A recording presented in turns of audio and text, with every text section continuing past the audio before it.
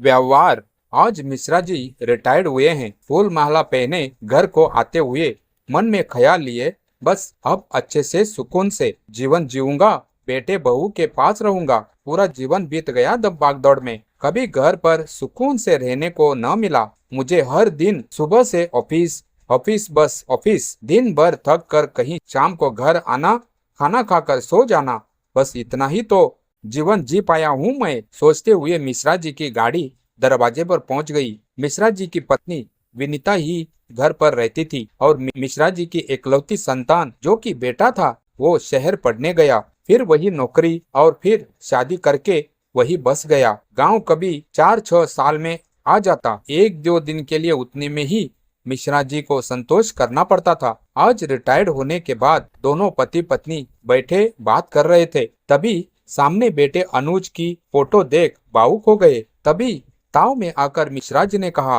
अब मैं फुर्सत में हूँ, जहाँ चाहे ले चलो मुझको। दोनों ने निर्णय किया, बेटे के पास शहर जाएंगे, महीने 2 महीने वही रुकेंगे, खूब घूमेंगे, मौज मस्ती करेंगे। अब ये तय हुआ कि अचानक से पहुंचकर बेटे को सरप्राइज देना है। बेटा माँ बाप को देखकर खुशी से फूला न समाएगा। दोनों घर को ताला लगाते हैं और ट्रेन पकड़कर सफर की शुरुआत करते हैं। मिश्रा जी स्टेशन पहुंचकर बेटे को फोन करते हैं। मिश्रा जी की पत्नी फोन पति से छीनकर बोलती है, मैं फोन करूंगी बेटे को, रिंग जा रही है, अभी देखिए अनुज कितना खुश होगा हम दोनों को यहाँ आया जानकर। अरे फोन क्यों कट गया?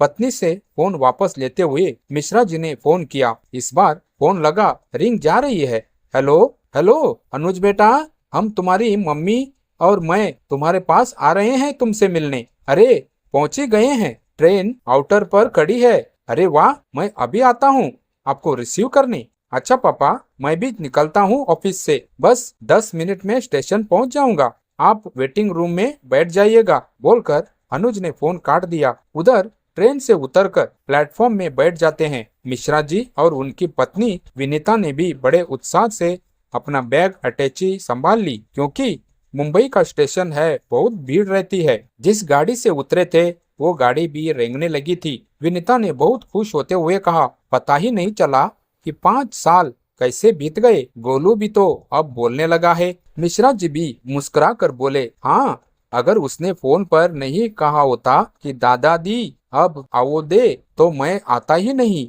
5 साल में एक बार भी नहीं बुलाया अनुज और बहू ने। विनीता खींचते हुए पति को, ओफो, आप तो हर समय झुंझलाते ही रहते हैं। अरे बच्चे अपने काम में बिजी थे कि हमारी देखभाल करते, दोनों को ऑफिस जाना होता है, खाली घर में क्या करते हम। ठीक है, अब जा तो रहे हैं ना, विनीता ने समझाते हुए कहा। अच्छा सुनिए, बहू को मुंह दिखाई दे दीजिएगा, कंजूसी न करिएगा। हाँ जरूर दूंगा, चलो प्लेटफॉर्म में ही कुछ खा लेते हैं। 5 साल पहले अनुज ने मुंबई में ही गुपचुप शादी कर ली थी। मिश्रा जी और विनीता को जब पता लगा तो वे बहुत नाराज हुए। अब 5 साल बाद जब उनका बेटा गोलू 2 साल का हो गया, तब जाकर कहीं दादा दादी को दर्शन मिलेगा। मिश्रा जी ने विनीता को हाथ पकड़कर प्लेटफॉर्म पर उतारा और अनुज को फोन करने लगे।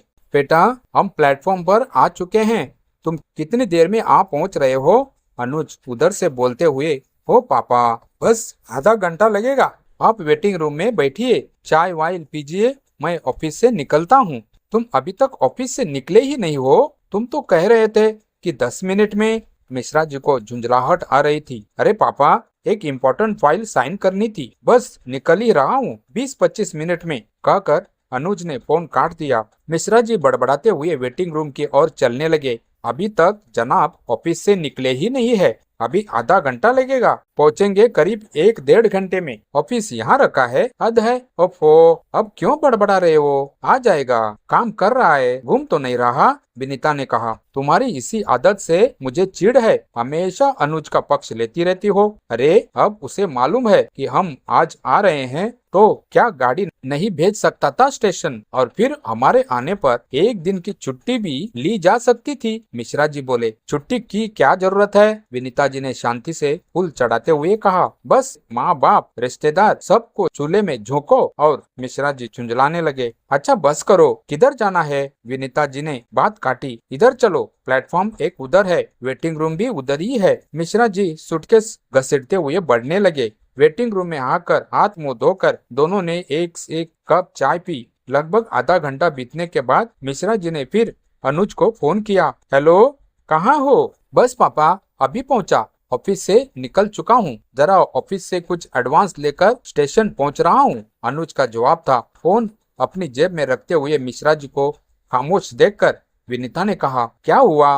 अभी मैन ऑफिस जा रहा है एडवांस लेने, उसके बाद यहाँ आएगा, मिश्रा जी ने बिस्किट मुंह में डालते हुए कहा। चलो ठीक है, आ जाएगा, वैसे अभी 11:30 ही तो हुआ है, पूरा दिन पड़ा है, शाम तक घर पहुंच ही जाएंगे, विनीता ने गहरी सांस लेते हुए कहा। लगभग 1 बज चुका था। दोनों बैठे बैठे ऊँघने लगे थे कि मिश्रा जी ने फिर अनुज को फोन किया। बहुत देर तक घंटी बजती रही और कोई उत्तर न मिला। 2-3 बार फोन करने पर भी जब कोई उत्तर नहीं मिला तो मिश्रा जी झल्लाते हुए बोले, अब फोन ही नहीं उठा रहा है। विनीता ने मिश्रा जी को समझाया, क्यों गुस्सा कर रहे हैं, ट्रैफिक में फंसा होगा, गाड़ी चलाए कि फोन उठाए, आधे घंटे में आ रहा हूँ बोला था और 1.5 घंटा हो चुका है, क्या तरीका है? मिश्रा जी के चेहरे पर अभी भी गुस्से के भाव थे। मुंबई का ट्रैफिक मालूम है, खामखा नाराज हो रहे हैं आप, आ जाएगा, विनीता ने कहा ही था कि फोन की घंटी बज उठी। मिश्रा जी ने झट से फोन उठाया। हेलो, हाँ, कहाँ हो?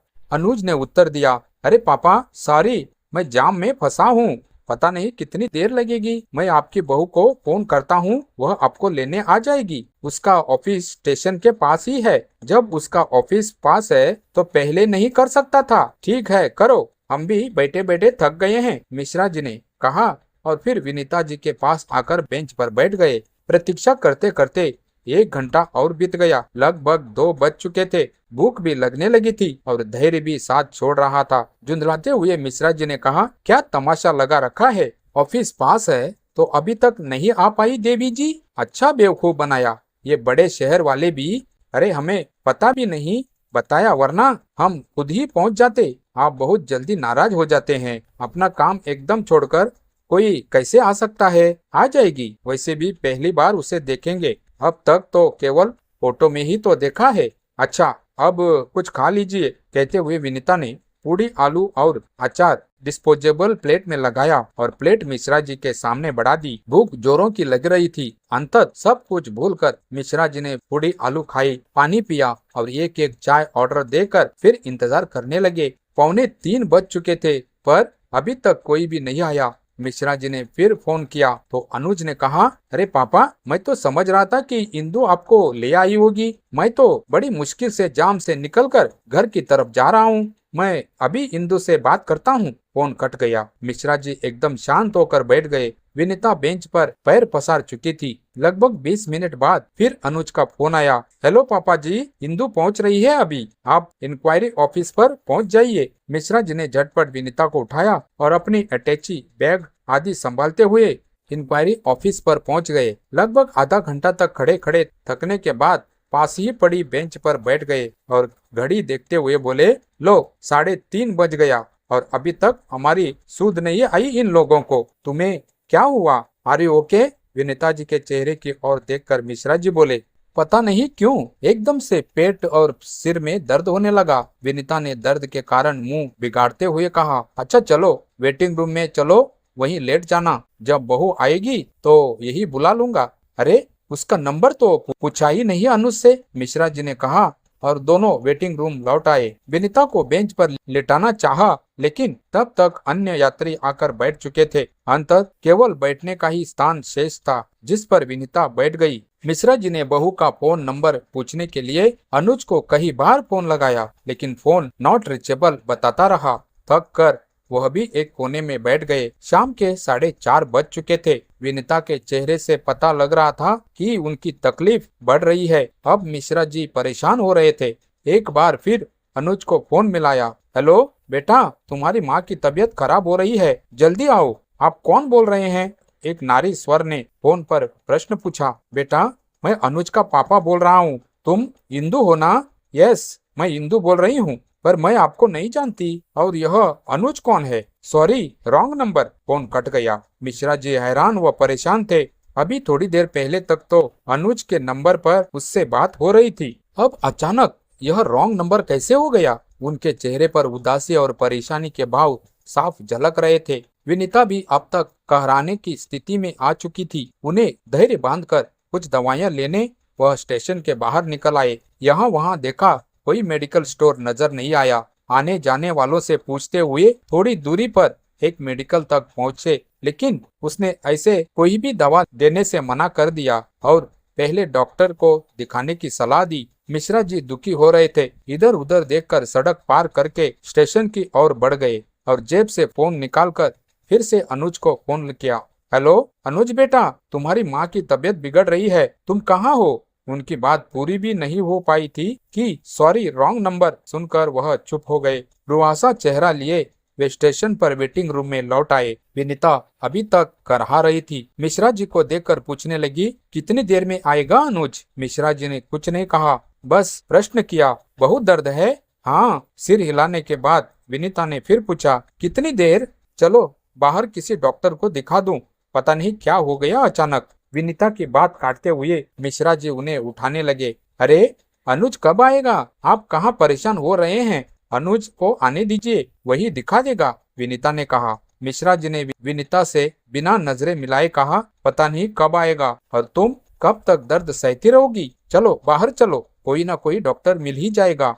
विनीता चलने को खड़ी हुई पर लड़खड़ा कर फिर बैठ गई। नहीं नहीं चला जा रहा है, लगता है पैरों में जान ही नहीं रही। अरे हिम्मत तो करो, आओ मैं पकड़ लेता हूँ, मिश्रा जी ने कहा। नहीं रहने दो, मुझे लिटा दो बस। विनीता ने आंखें बंद कर ली और बेंच पर ही लुढ़कने लगी। मिश्रा जी बहुत विचलित हो गए। जैसे तैसे विनीता को लिटाकर फिर फोन निकाला और न चाहते हुए भी नंबर मिलाया, लेकिन नॉट रीचेबल ही सुनते रहे। लाचार मजबूर मिश्रा जी की आंखें विनीता के दर्द में डूबे चेहरे पर पड़ते ही भर आई। उनकी इस हालत को वेटिंग रूम का सहायक बहुत देर से देख रहा था। वे रुमाल से अपनी आंखें पोंछ ही रहे थे कि वह उनके पास आकर बोला, क्या हुआ अंकल, कोई परेशानी? मिश्रा जी ने गीली आंखें लिए भर्राई गले से सारा हाल कह सुनाया।